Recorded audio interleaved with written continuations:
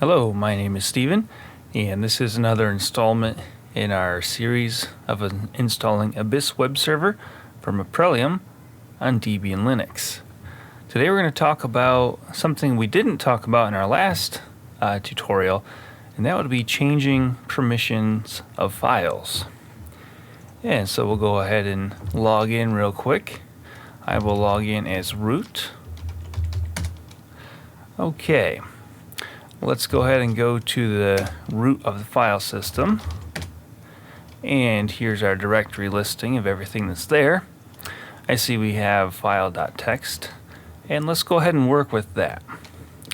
Okay, I'm going to go ahead and change the permissions on this. You see the owner, which is root, has read and write permissions. The group has read permissions, the group of root, and then everyone else can read this file.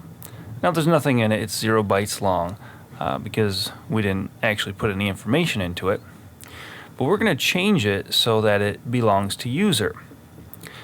Now this file belongs to root, and so root is the only account that can change the permissions and the ownership.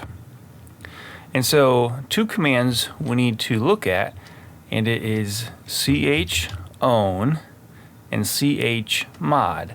We'll look at chown first. Okay, so we want to give ownership to user, and we can change the group ownership also. So I have chown down here, and we want to make it user as the owner of the file. And then we want to make it the user group ownership of the file. And you notice that there's a colon in between the two. The first one is the owner of the file, the user, and then the second is the group owner of the file. And then we just specify the file name. And it's done. Now we do our directory listing. You see it's root here. Now that we've changed it, now it's user. Now, what if I want user to be the owner and root to be the group owner? Well, that's very simple. Chown again, user, and then the group ownership of root. And there it is, user root. Okay, now since user owns the file, I forgot to mention that the root username, the root account, has all permissions. So it's a special account. It can do anything. And so it can change the ownership and the permissions of files that it does not own. And so that's just something to keep in mind. The root users are very powerful. You can fix anything in your system and you can destroy your system. So be very careful. Okay, so since user owns it, I'm going to now become user. user. And now I changed my user account. And now I'm user. So now I am in the account that owns file.txt. Okay, now if I were to make this file be owned by root, then I no longer can control it from this account. I'd have to go back to root and change things. Okay, but we're going to look at changing permissions now. I think we understand how to change the ownership. Okay, so we want to give the group write permission. And you can look up some tutorials on this. There are different ways of doing it. But I'm going to do it the easiest way, at least for me. And that would be the chmod command. And so what we're going to do is we're going to change the group permissions. We're going to add the write permission to the group. And so G, that means group, plus that means we're going to give an attribute that it doesn't have now. And W is the permission, which is write. And so this dash right here is going to change to a W. And then we just specify the file. Okay, now we do our directory listing again, and file.txt group now has write privileges. What if you want to make it so that everyone else cannot access the file? Because by default, everyone has read permission to this file. Okay, chmod. And this is going to be O for others. and we are going to take away, using the minus sign or the dash, R. So we're going to take away read permission for all others. And then you got to specify your file. And now we do a directory listing again, and you can see that the owner can read and write, and the group owner can read and write, and no one else can view the file. They can see that it exists because they can list the contents of the directory that we're in, which is governed by this set of permissions here. Okay, if you want to change something so only you can read it and that's it, then you can, for ultimate security, you would do group minus RW, and there you go. You have read and write permission, and that's it. And you can even take away write permission from yourself. And so that would be U for user minus W.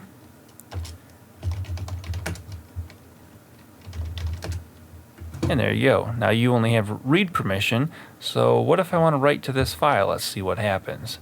And there is a built-in editor into Debian, and it's called Nano. It's similar to Notepad, a little bit different though. Okay, it tells me right there it's unwritable, so I can't even write to the file that I own. How do you fix that? Very simple. I'm going to give myself write permissions again. Since I own the file, I can do that. Could you take away read permission for yourself? Yes. Don't know why you'd ever do that, but then you can restore that privilege since you own the file. Alright, so I gave myself write permissions again. Okay, now let's talk about directories. I'm going to go ahead and remove file.txt, and it tells me I can't do it, and that would be because I do not have write permissions on the directory, and that prohibits me from deleting the file. So what I need to do is go back to being root, and since I was already root before I became the user named user, I will go back to root by typing exit. Okay, now we're going to go ahead and we'll go ahead and remove file.txt. Now we're going to make a directory. We'll just call it demo, and you see it's going to be placed in the root folder of the file system. Everything descends from the root folder. Okay, so I made a directory named demo. I'm going to go ahead and give ownership to user.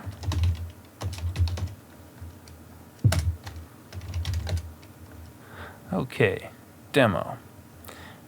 Alright, you'll notice D for directory, of course.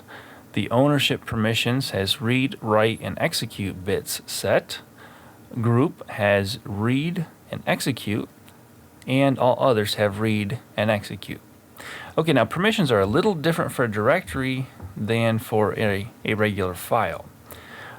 Alright, so let's go ahead and enter this directory. And I'm going to go ahead and become user. Okay, and there's nothing here.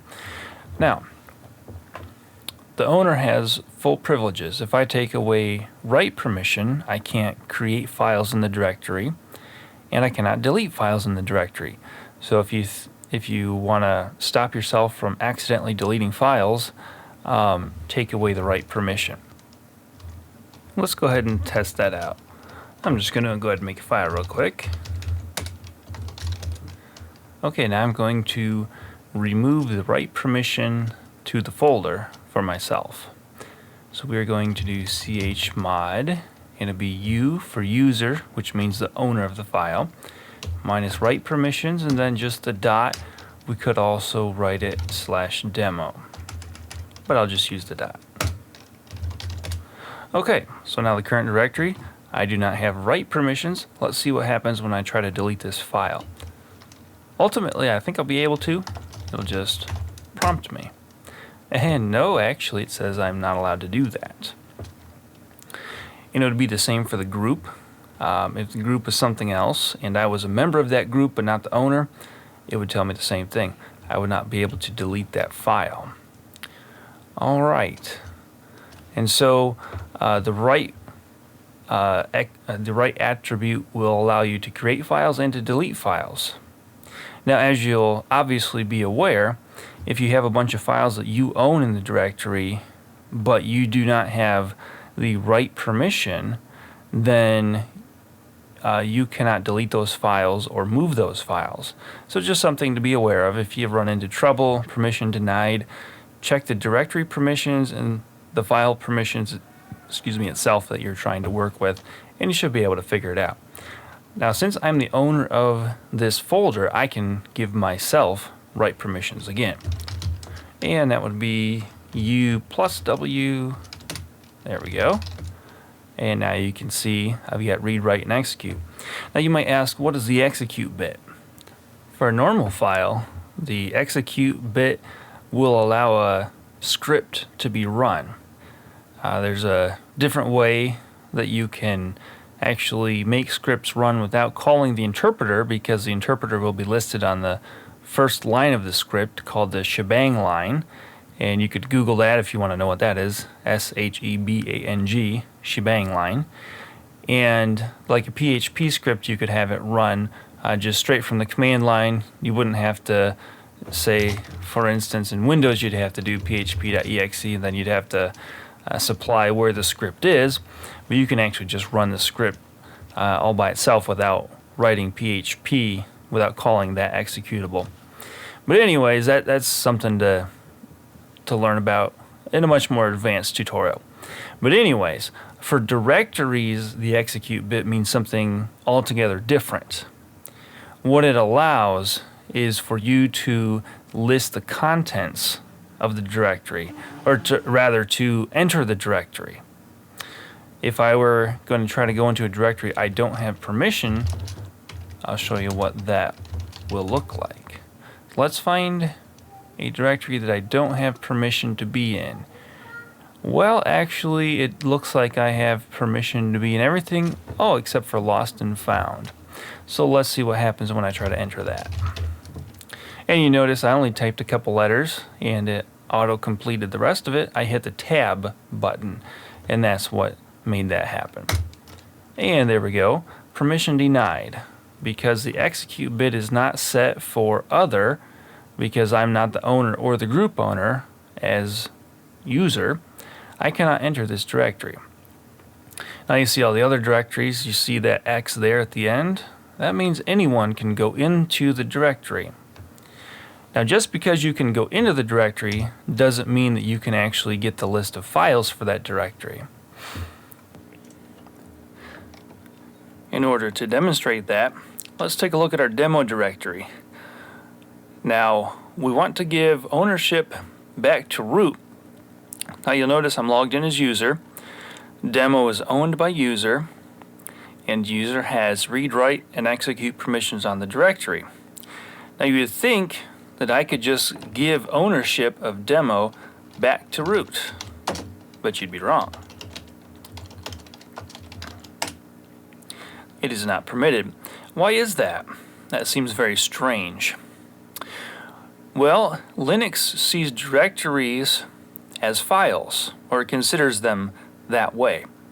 And so my ability to change ownership or permissions of this directory are actually tied back to the permissions for the dot, or the current directory that I'm in. The folder above the demo folder, which is this one. And so you see the permissions, I don't have write permission. And so that makes it so that I cannot change ownership or permissions of a folder that I own. Now I can get in the folder with the execute bit, and I want to show you that if we take away the read permission, that I can't list the contents. I was already logged in as root before, and so we'll go back to being root. Now we can go ahead and modify the demo directory. And that's done. And now we see that it's owned by root. Now we're going to go ahead and take away the read permission for others.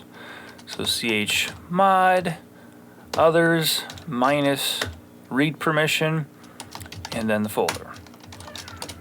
And you can see it took effect. So for others, they can get in the directory, but they can't list the contents because I took away the read permission. We'll go ahead and demonstrate that. I'll become user. You'll see I can get into the demo directory. Can I list the contents? I cannot. And so the read permission on directories allows you to list the contents. And so that's important to understand. Okay, we're going to talk about this in a later lesson. We're going to do apt-get. Apt is short for aptitude. It is the package manager for Debian. It allows you to automatically get software that's available that Debian has made sure is compatible with their operating system. So we're going to do apt-get update, 2 ampersands, apt-get upgrade. And it's going to take a while. It's going to download some current data. And it says that it wants to do a few new things. It's going to take a little bit more of disk space. And so it asks me if I want to. Go for it. What we're going to wind up doing is installing a package called Sudo, Sudo or Sudo, however you'd like to pronounce it. What that's going to allow you to do is to type sudo before the command you want to run, and if you're allowed to be a sudo user, then you will be able to run a command as root even though you're not logged in as root. Okay. So now we can actually install something. So apt-get space install sudo or sudo, whatever your preference. Okay, it's installed. All right, now I need to make user to be part of the sudo group. So I'm going to add the user account of user to the sudo group. User mod dash little a, capital G, sudo, that's the name of the group. And this is how you add a user to a group.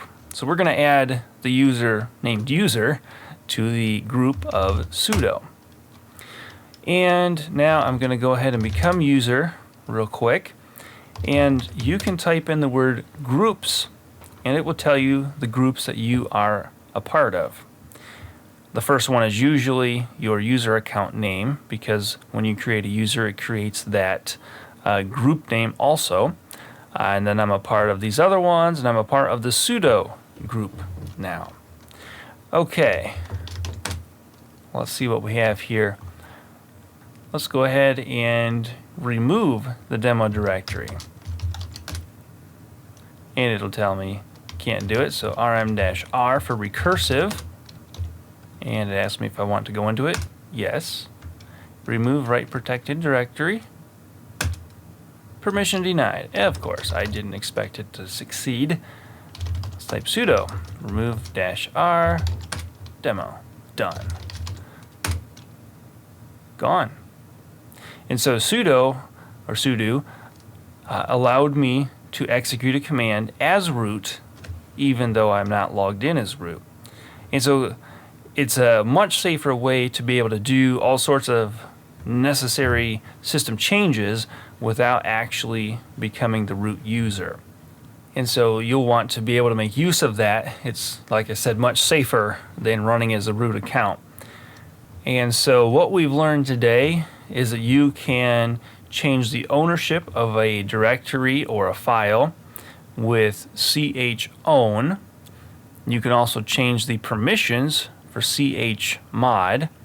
You can change these permissions for files and directories. And we installed sudo, and that allows you to do things that you otherwise cannot do. Go ahead and list the contents of the root folder, and you see I can't get into lost and found. I'm going to try to do a directory listing of lost and found, permission denied, can't do it. And so we'll use sudo ls-al lost and found. Now it works. And so now you kind of understand what sudo does. You can act as root.